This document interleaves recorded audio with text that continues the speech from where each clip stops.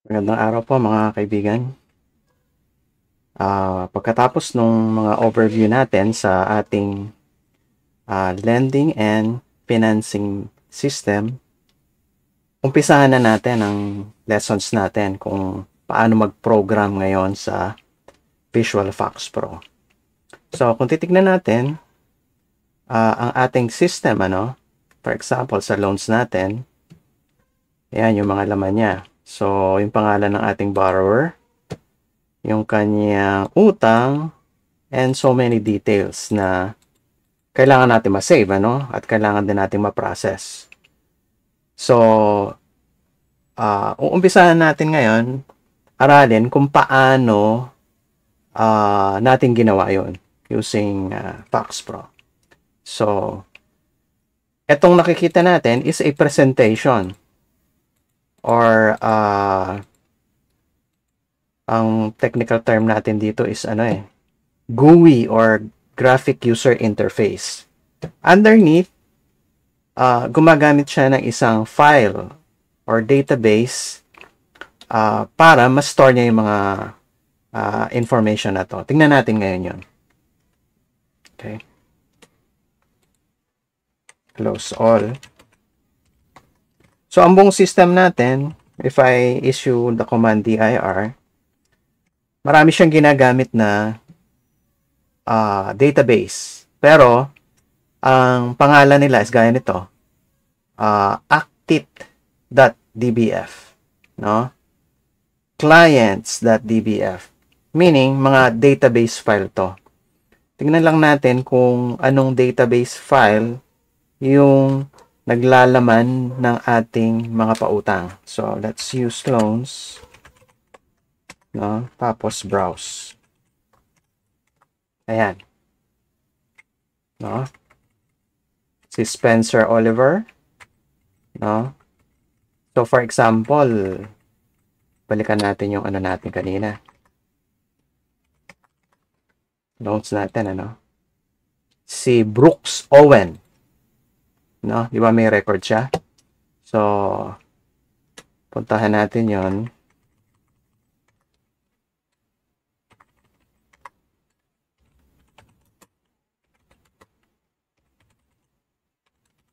Okay, for last name equal to Brooks.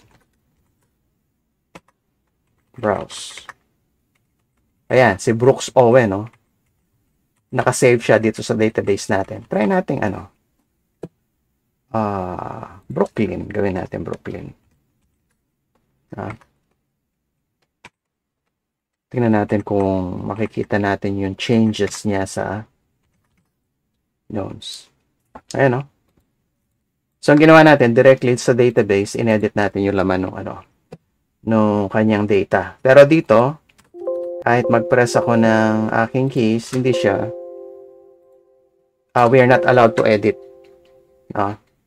Unless, ayan, hindi rin pala, it's read-only din dito. No? So, paano tayo gagawa ngayon ng ganoong database? So, as an analogy, mag-Excel tayo. Excel. Siguro naman, lahat tayo nakagamit na ng Excel, So, si Excel, paano ba siya organized? Organized siya according to columns named letters, A to etc. Hanggang AA, AB, hanggang malayo to the right. Tapos, ang rows niya naman is numbered. So, for example, mag-save tayo ng si Owen din. Owen Reyes. No? 100. Yung kanyang last name. Given name pala. Given name. Last name. Investment, kunyari.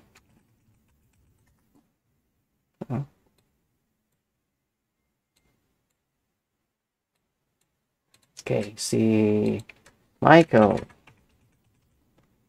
Rivers. Investment niya is 200. Si Jenny MacGyver 150. Okay.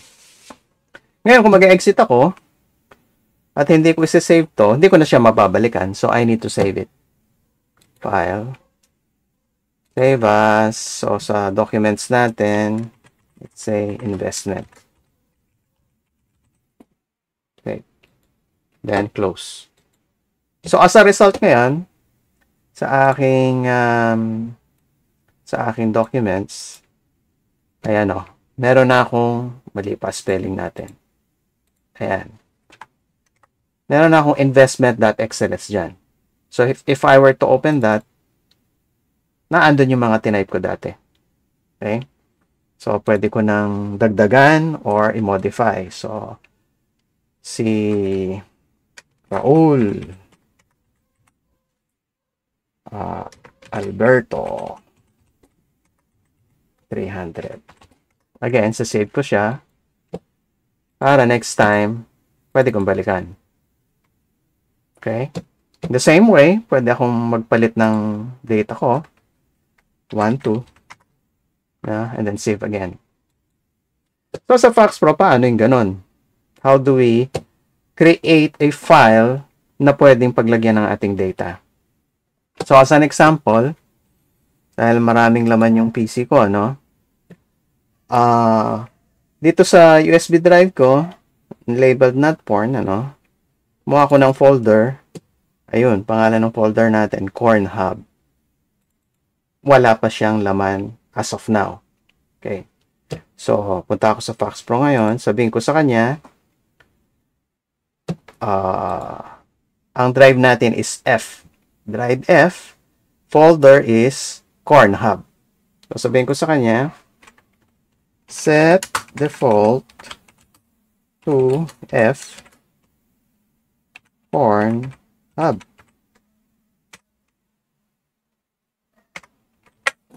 I'm sorry. Yeah. Okay, dir. Wala pa tayo nakagawa.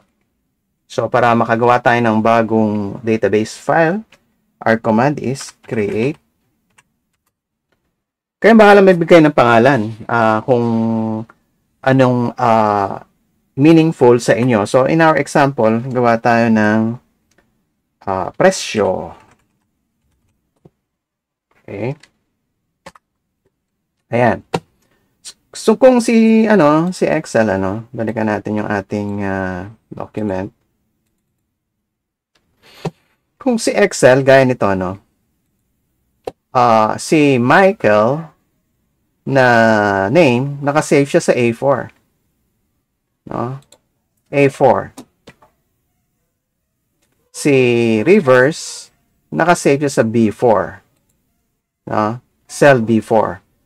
Sa FoxPro, we're talking of fields. No? Sabihin natin name.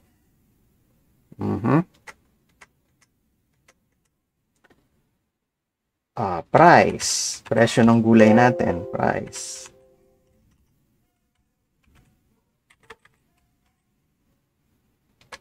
Gawin natin numeric. Kasi number isa-save natin doon. Quantity.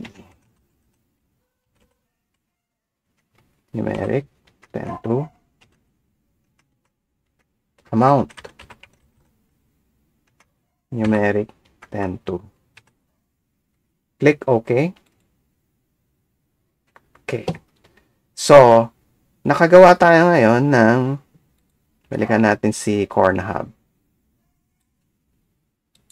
Ayan, within our USB drive, sa loob ng folder na Corn Hub, meron tayong presyo.tbf. So, pag nag-dir tayo ngayon, sabihin niya, presyo.tbf, 0 records. No? Ibig sabihin ng records, kung ilang rows, gaya nito, meron na tayong 7 rows eh. Ay, 6 rows. Yung unang row natin, wala laman. No? Yung second row natin, yung ating column title or something na magbibigay ng meaning sa atin dun sa laman ng ating Excel file. So ngayon, dito sa ating ginawang database, kung magbabrowse tayo, browse. Ayan o. Name, price, quantity, amount. Kaya lang wala pa tayong data. So, paano tayo magpasok ng data dyan? So, one of the ways na mag-encode ng data is to issue the command append. Okay, name is Repolyo. Magkano ba ang Repolyo ngayon? Hindi na natin 120. No? Quantity is 1. Amount, huwag natin muna lagyan. Sibuyas. Presyo niya is 250. Sili. Presyo niya is 400. Patatas.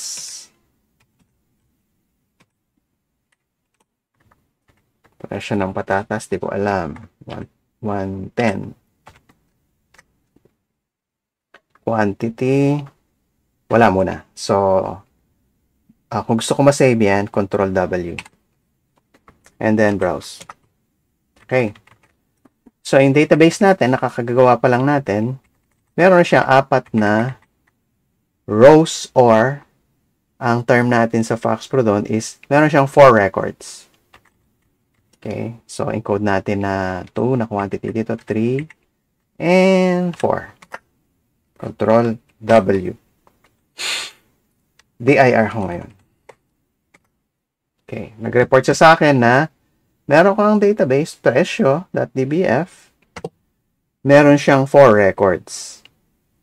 Okay. So, let's say, nag-quit na ako kay FoxPro dahil papatayin ko na kunyaring computer ko. Okay. And bukas na ulit.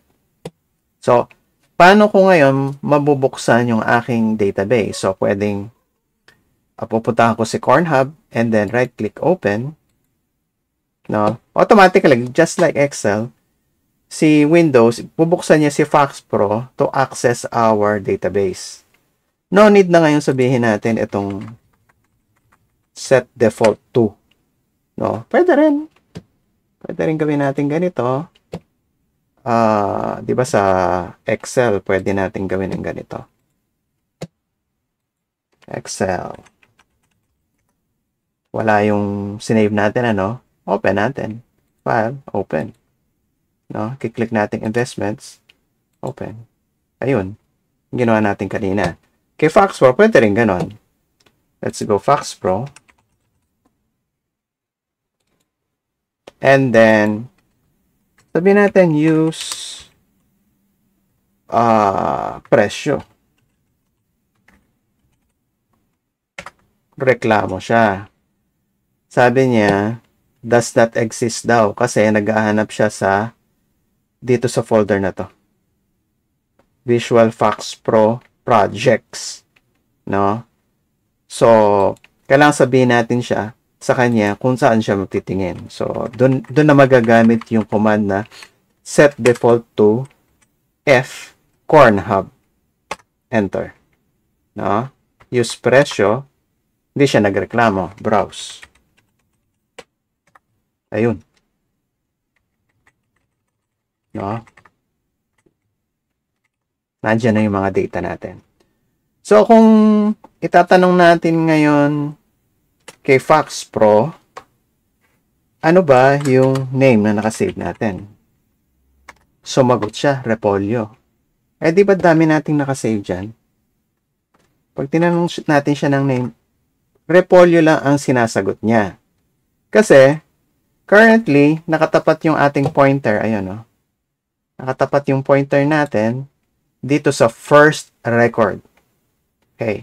So, paano tayong pupunta sa other record? So, pwede natin gamitin yung ating mouse. I-click natin dun sa record na gusto natin.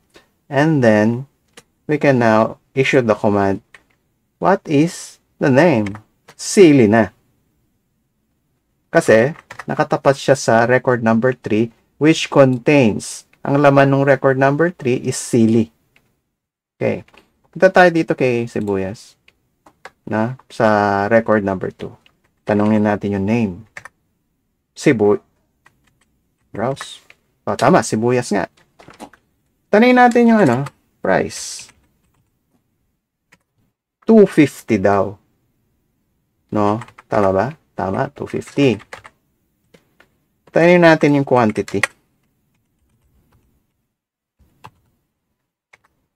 Dalawa daw yung siguro we're talking about kilos, no? 2 kilos. So, magkano babayaran ko ngayon kung at the price of 250, at the price of 250, buying 2 kilos, magkano babayaran ko? So, tanongin natin, question quantity times sa computer kasi, or sa programming kasi, multiplication is asterisk, quantity times price. Sinagot niya 500. Tama nga naman. 250 times 2, 500. Browse tayo. Ba't walang laman yung amount? No? Kasi hindi natin siya inutusan na isave niya yung kanyang na-derive na result. Okay, so paano natin siya uutusan na isave mo nga yung na-compute mo? So, ang command natin nun is replace. Okay. Replace amount with quantity times price. Browse. Ayun, no? No? Nagkalaman yung amount natin. Kung gusto natin na malagyan na lahat itong amount na to. No? Sabihin lang natin, replace all amount. No? Replace all amount with quantity times price. Browse. Ayun, no? Meron na tayong results na nakasave na sa ating database. So, kapag nag-quit tayo ngayon, kinabukasan, ando na yung nakasave natin. Ano na, medyo grabe na ekonomiya natin. No? Nagtaas yung repolyo dahil may bagyo sa norte. Nahihirapan magbaba ng mga gulay. Naging 170. Okay? So, mali na yung ating amount. No? So, we need to issue again ang ating, ayan, replace all amount with quantity times price. Browse. Ayun. No? So, nag-update na siya. Yung customer natin, gusto niya na 10 kilos ang gusto niya. Okay? Issue uli natin yung ating command, replace amount with quantity times price.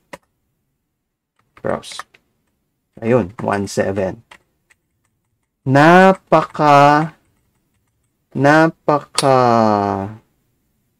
Pagod tayo kung everyday ginagawa natin yon. No? So, dito na papasok ngayon ang gagawa tayo ng program. Para everyday, iraran lang natin yung program natin. Iraran lang yung program natin, gagawin niya na yung pag-update ng mga prices. So, okay. So, di ba, ang first step natin is, i-use muna natin yung ating presyo. Di po ba? Sa result, makikita natin yung contents. Kasi, kung hindi tayo close all, Kung hindi tayo na mag-use ng ating database at in-issue natin yung command na replace all, no? Tingnan natin. Replace all amount with ano. Ayan. Error siya. No? No table is open. Error. Hindi niya ma-process yung command natin. Pero kung nag-use pressure tayo, replace all, browse, ayun. Okay. So, gawa tayo ng maliit na program that will allow updating of the price muna. Okay. So, para gumawa ng program is modify command. Let's say, recompute ang pangalan ng ano natin, ng program natin. Okay. Ang first step is use presyo. Tapos, replace all amount with quantity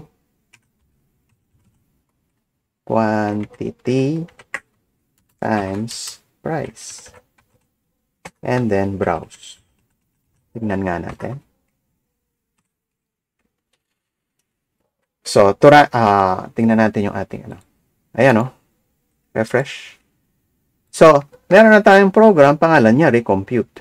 Dahil in-issue natin yung command na modify command recompute. As a result, gumawa siya ng file, pangalan recompute.prg, shortcut for program. Try natin. Do recompute. Ayun, 1.7 na. Okay? So, halimbawa, nagbaba ang sibuyas, 100 na lang. Sabihin ko kasi, iba, mali pa yung ano natin, browse. Ayun, diba? Mali pa yung 500. So, bis na sabihin natin itong napakahabang command na to, sabihin lang natin, do recompute. Ayun, 200 na lang. Okay. Next. So, kailangan bigyan nating way yung ating user na makapagpasok ng bagong presyo tsaka yung quantity na gusto niya. So, balikan na natin yung ating program. No, bago siya mag-replace, mag-browse muna siya para makapag-encode tayo ng mga bagong presyo or bagong quantity na gusto ng ating customer. Okay? So, do recompute. Ang sili naging 250 na lang. Okay? Tapos, kukuha siya ng 5 quantity. 5 kilo. Okay? So, dapat mag-update na to sa 1 to 50 dapat yan. So, sasave ko siya ngayon. Control W. Ayun. No? 1 to 50. Na, automatically. Bakit? Kasi yung program natin, no? I-open niya yung database. Dito sa portion na to, allow niya tayong mag-encode ng ating gusto. Tapos, based to sa in-encode natin, kukuha siya ng results amount. Okay. Tapos, browse. So, do recompute, kumuha ko ng 5. And then, save ko, Control W. Ayun. Yun ang result. Kaso ngayon, diba, ito yung mga amounts. Magkano yung total kung babayaran ngayon? No? Sum amount. Ayun. Ang amount natin is 3,890. yung ating resulta. Okay? So, idagdag natin yung ating resulta sa ating program. Okay. So, alisin ko muna itong browse. Ano? So, pag nag-do recompute ako, I have a chance to encode. Hindi niya ipapakita yung resulting muna. No? So, gawa tayo ng additional steps para makita natin yung result. So, sum amount to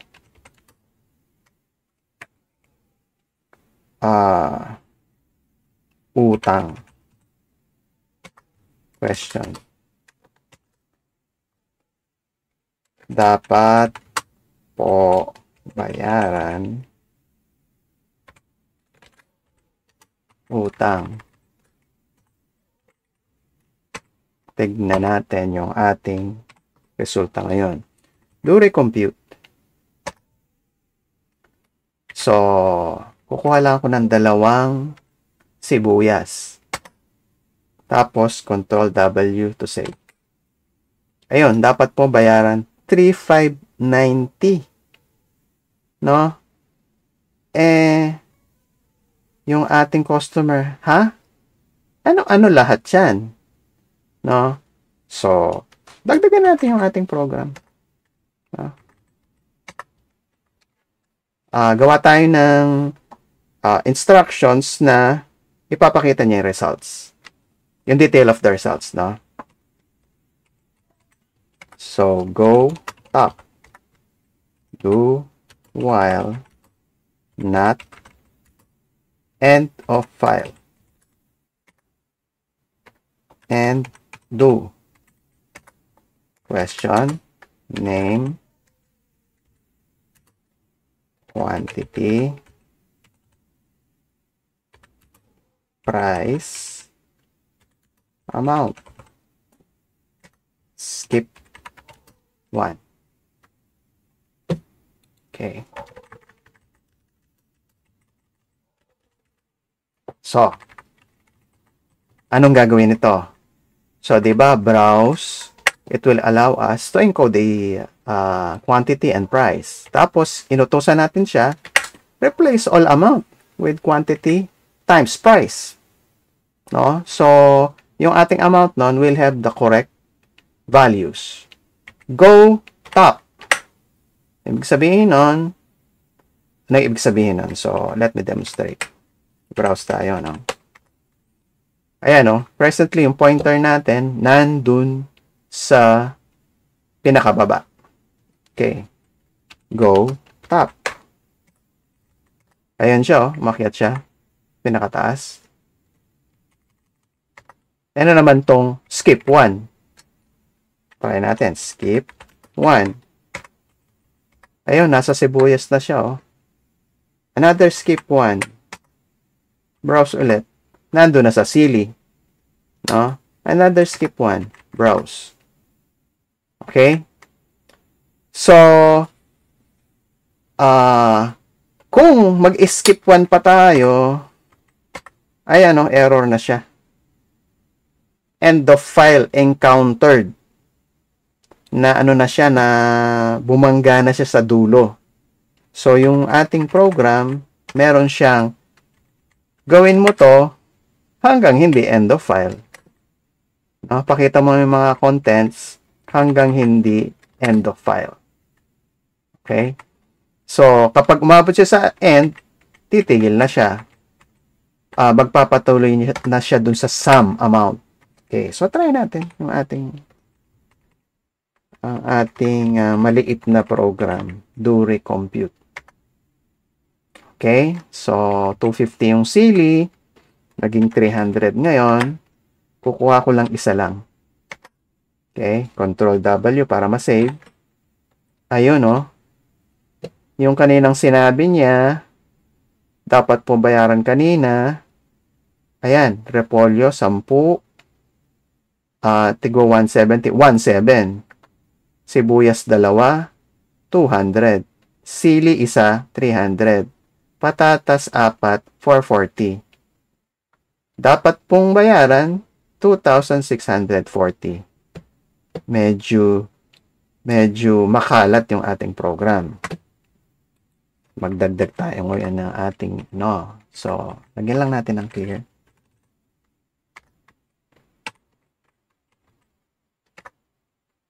Okay, kuha tayo 5 nito. Control W ulit. Ayan. Dahil dumami yung kinuha natin, ang total natin ngayon is 3,840. Okay. So,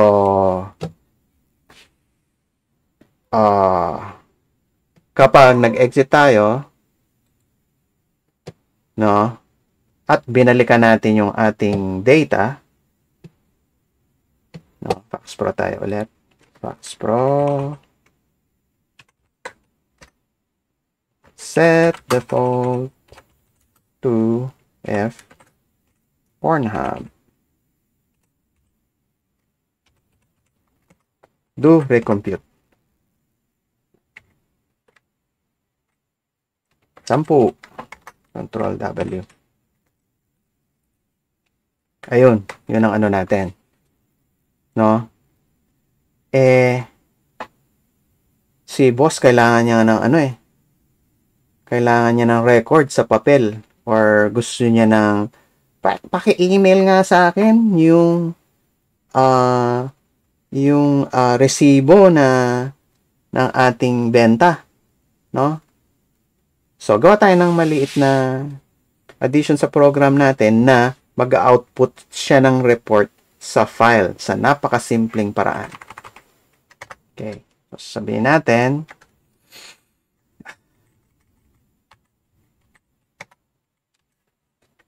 set alternate to report .txt. Set alternate on.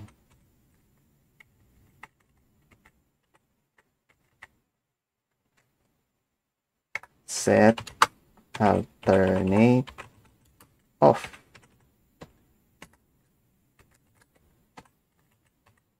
Set alternate to. Ayan. Try natin.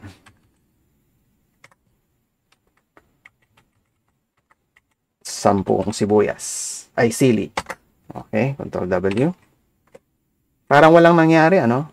Pero tingnan natin yung ating folder.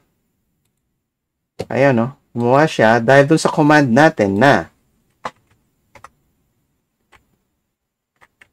set alternate to.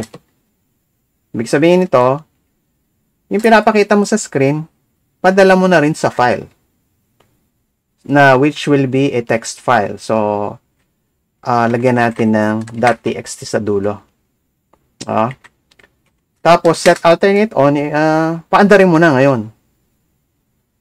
Paandarin mo na ngayon. Tapos, siyempre, papakita na yung mga details natin. Tapos, dapat po bayaran. Okay? Ngayon, kung nag-set alternate on tayo, meron tayong set alternate off.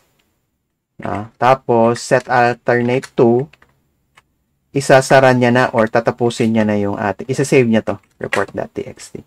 Okay? So, tingnan natin yung resulta. Napakaganda yata. Ayan, super pangit pa. Super pangit pa. Kasi napaka-basic pa natin.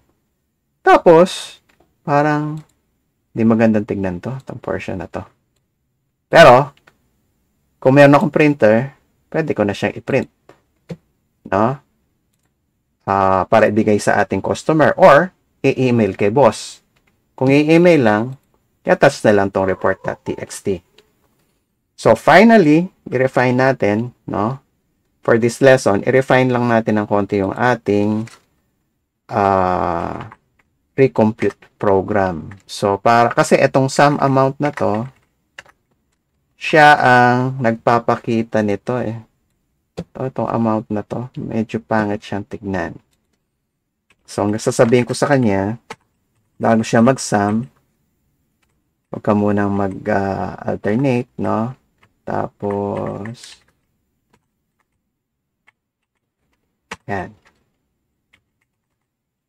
So, papakita niya details. Tapos, tatahimik muna siya. Set out. Para yung ating command, hindi mapunta dun sa ating report file. Tapos, magdagdag tayo ng 2 lines dun sa baba. Dapat po bayaran.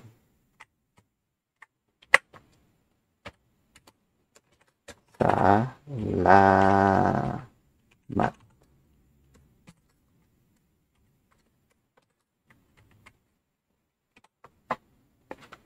Do recompute. Ayan. So, patatas. Naku, nagmahal ang patatas. 500. Pupo siya ng 10 kilo.